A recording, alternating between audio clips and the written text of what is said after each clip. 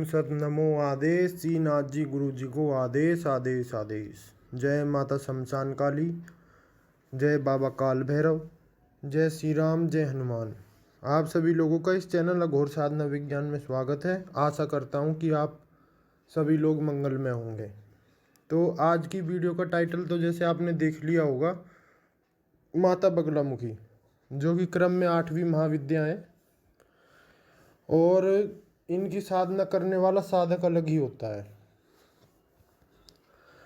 दक्षिण चार से भी इनकी साधना होती है और वामाचार से भी होती है। ये आपकी इच्छा है कि आप किससे करना चाहते हैं। जिन लोगों को नॉलेज नहीं है उनके लिए बता दूं, दक्षिण मार्ग होता है जो वो सात्विक होता है, उसमें पंचमकार का यूज़ नहीं होता, और वाम मार्ग में पंचमकार का यूज़ होता है, बलि का भी प्रावधान होता है। भगवती बगलामुखी सुधा समुद्र के मध्य में स्थित मणि में मंडप में रतन वेदी पर रतन में सिंहासन पर विराजती हैं। पीत वर्ण होने के कारण ये पीत रंग के ही वस्त्र पहनती हैं। आभूषण भी इनके पीले होते हैं और माला भी धारण किए हुए हैं पीले रंग की।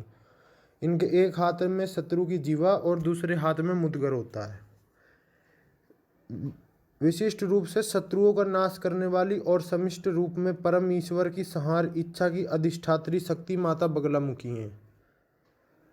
और हर प्रकार का धन दरिद्रता का नाश, वाद विवाद में विजय, शत्रुओं का विनाश, और मुख्यतः इन्हें स्तंभन की शक्ति बोला जाता है।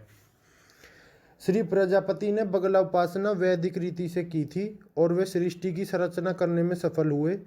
श्री प्रजापति ने इस विद्या का उपदेश सनकादिक मुनियों को दिया। सनत कुमार ने इसका उपदेश श्री नारद को और श्री नारद ने सांख्यान परमहंस को दिया था, जिन्होंने 36 पटलों में बगला तंत्र की ग्रंथ की रचना की थी। स्वतंत्र तंत्र के अनुसार भगवान विष्णु इस विद्या के उपासक हुए। फिर श्री परशुराम जी और आचार्य द्रोण भी इसी विद्या के उपासक थे और आचार्य द्रोण ने इस विद्या की दीक्षा परशुराम जी से ली थी। बगलामुखी विद्या शक्ति को भोग्य नहीं बल्कि पूज्य है शक्ति, इस बात पर सबसे ज़्यादा फोकस रखती है। और बगलामुखी जो विद्या है वो श्री कुल से संबंधित है। महाविद्याओं में 2 कुल होते हैं, काली कुल और श्री कुल। और दोनों कुल, जो भी श्री कुल की विद्याएं और काली कुल की विद्याएं, ये बिना गुरु के निर्देशन के बिल्कुल भी नहीं करनी चाहिए और इनमें पूरी सावधानी बरतनी चाहिए, जिससे कि साधक का अनिष्ट ना हो। और बगलामुखी माता तो अत्यंत तेजपूर्ण शक्ति है, जिनका उद्भव स्तंभन के लिए हुआ था। इस विद्या के प्रभाव से ही महर्षि च्यवन ने इंद्र को वज्र को स्तंभित कर दिया था। श्रीमंत गोविंदपाद की समाधि में विघ्न डालने से रोकने के लिए आचार्य श्री शंकर ने रेवा नदी का स्तंभन इसी महाविद्या के प्रभाव से किया था। महामुनि श्री निम्बार्क ने किसी ब्राह्मण को इसी विद्या के प्रभाव से नीम के वृक्ष पर सूर्यदेव का दर्शन कराया था। श्री बगलामुखी को ब्रह्मास्त्र विद्या के नाम से भी जाना जाता है। शत्रुओं का दमन और विघ्नों का शमन करने में विश्व में इनके समक्ष कोई अन्य देवता है ही नहीं, ना था, ना है, ना होगा। भगवती बगलामुखी मुख्यतः स्तंभन की देवी हैं और षट कर्मों की भी देवी हैं।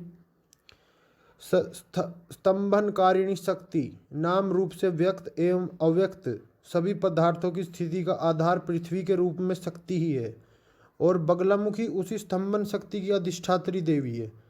इसी स्तंभन शक्ति से ही सूर्यमंडल स्थित है। सभी लोग इसी शक्ति के प्रभाव से स्तंभित हैं। अतः साधकगण को चाहिए कि ऐसी महाविद्या की साधना सही रीति व विधि पूर्वक ही करे, अन्यथा कौतूहलवश कहीं यूट्यूब से किताबों से मंत्र लेके बिल्कुल भी ना करे। जो भी आपको महाविद्या साधना करनी है, मैं हर वीडियो में रिपीट करता हूँ, आप किसी योग्य गुरु की शरण में जाएं, उनसे सीखें, उनसे वार्तालाप करें।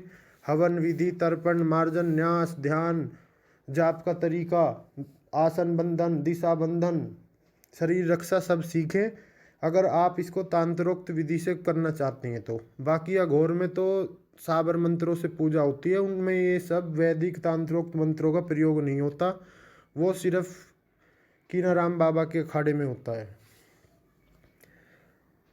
इनको अनेकों नामों से साधक संबोधित करते हैं। बगलामुखी माता, पीताम्बरा माता, बगला माता, वल्गामुखी माता, बगलामुखी और ब्रह्मास्त्र विद्या। और इनकी कुल्लुका भी होती है, ओम ह्रीम श्रोम। और इसको सिर में न्यासित करा जाता है। इनका महासेतु भी होता है, इनका कवच सेतु भी होता है, निर्वाण भी होता है, बंधन भी होता है। मुद्रा, इसमें जो माता की मुद्रा इनकी पूजा साधनाओं में सबसे ज़्यादा यूज होती है वो योनि मुद्रा होती है। और जो माता बगलामुखी हैं वो बिल्कुल न्यायप्रिय हैं। अगर आप इस गलत फहमी में हो कि आप कि इनकी विद्या से किसी का अनिष्ट करेंगे, तो ये वो जज हैं जो जिनको ना तो दलीलों की ज़रूरत है ना किसी सबूत की ज़रूरत है, इन्हें सब पता है। ऊपर वाले के सीसीटीवी कैमरा से कोई नहीं बच पाया आज तक। अगर आप इस मनसा से इनकी साधना करते हैं कि इनका गलत प्रयोग करेंगे या फिर किसी का अनिष्ट करेंगे, तो माता आपका ही अनिष्ट कर देगी। ये मैं आपको साफ तौर पर बता दूँ, ये बिल्कुल न्यायप्रिय देवी हैं। अगर आप अपनी जगह गलत नहीं है तो आपका कोई बाल विवाह का नहीं कर सकता। ये आपके शत्रुओं का समूल विनाश कर देंगे अगर आप अपनी जगह सही हैं तो। और इनकी पूजा साधना देखी गई है कि ज़्यादातर लोगों को सूट नहीं करती, क्योंकि आजकल के टाइम में लोगों के मन में छल कपट बहुत ज़्यादा आ गया है। इनके साधक को बिल्कुल स्वच्छ रहना पड़ता है, अपनी जगह बिल्कुल अडिग रहे। अगर उसका कोई बुरा करता है तो फिर माता उसको छोड़ती नहीं है, उसको पर शर्त है कि वो अपनी जगह ठीक हो। वाद विवाद, अगर आपको किसी झूठे कोर्ट केसों में मुकदमे में कोई फंसाता है, चाहे आपकी प्रेमिका है, चाहे आपकी वाइफ है, या फिर कोई आपके दुश्मन है, कोई जायदाद जमीन का झगड़ा है, कैसा भी हो, उसमें आपकी एक तरफा जीत होगी अगर आप बगलामुखी साधक हैं तो। और सभी गुणों से संपन्न करती हैं ये अपने साधक को। दरिद्रता का नाश भी करती हैं, जिनके धन का अभाव है, शत्रुओं से परेशान है, झूठे कोर्ट के मुकदमे, शत्रु विनाश, हर प्रकार का जो अभिदान है वो माई के द्वारा साधकों को दिया जाता है। और कई साधकों की इस साधना को करने के बाद जिंदगी में बहुत परिवर्तन आया है। और माता के जो पूजन पद्धतियाँ हैं, जैसा मैं पहले ही बता चुका हूँ कि दक्षिण मार्ग से भी होती है और वाम मार्ग से भी होती है। ये साधक का पर्टिकुलर इंटरेस्ट है कि वो किससे करना चाहता है। चक्र पूजा भी होती है। बगलामुखी स्तोत्रम की भी साधना होती है। बगलामुखी पंजर स्तोत्रम भी होता है, बगलामुखी कवच भी होता है, बगलामुखी हृदय स्तोत्रम भी होता है, बगलामुखी सतनाम स्तोत्रम भी होता है, बगलामुखी सहस्त्र नाम स्तोत्रम भी होता है।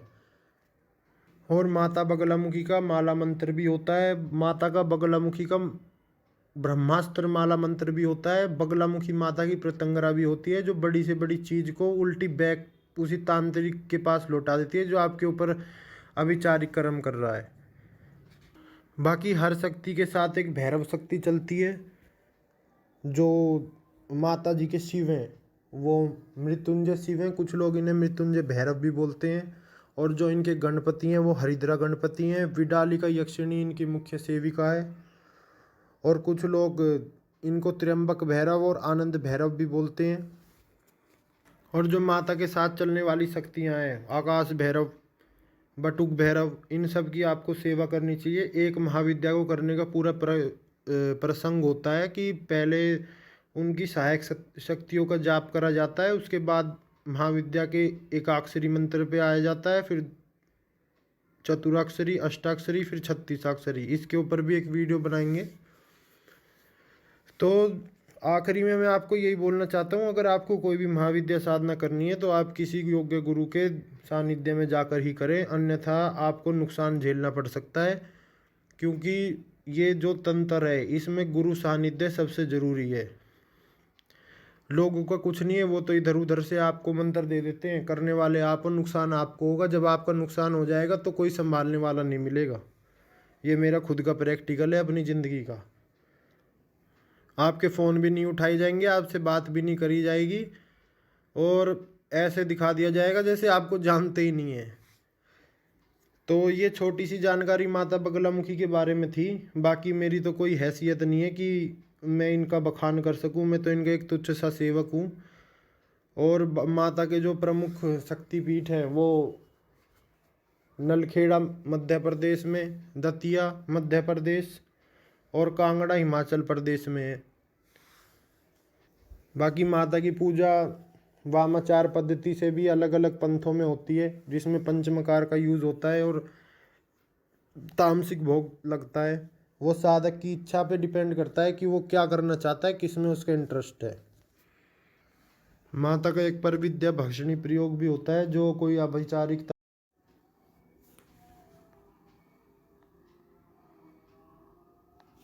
ओ,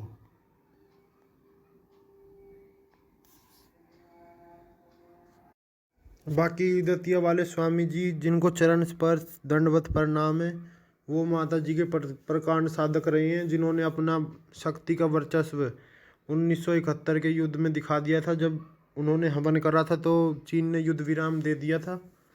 बाकी धूमावती माता और माता बगलामुखी ये जोड़े में चलने वाली महाविद्याएं, ये बात कोई नहीं बताता। तो अगर आपको तंत्र साधना में आगे बढ़ना है तो सबसे पहले आप अपने इष्ट का चुनाव करिए, उनसे जुड़ी जानकारी लीजिए, उनसे जुड़े योग्य गुरुओं से जुड़िए, उनका सानिध्य प्राप्त करिए, उनकी सेवा करिए और उसके बाद अपने मार्ग पे आगे बढ़ते चली जाइए। तो आज के लिए मेरी तरफ से आपके लिए छोटी सी जानकारी थी। अच्छी लगी हो तो चैनल को लाइक शेयर सब्सक्राइब करिएगा। आदेश आदेश आदेश।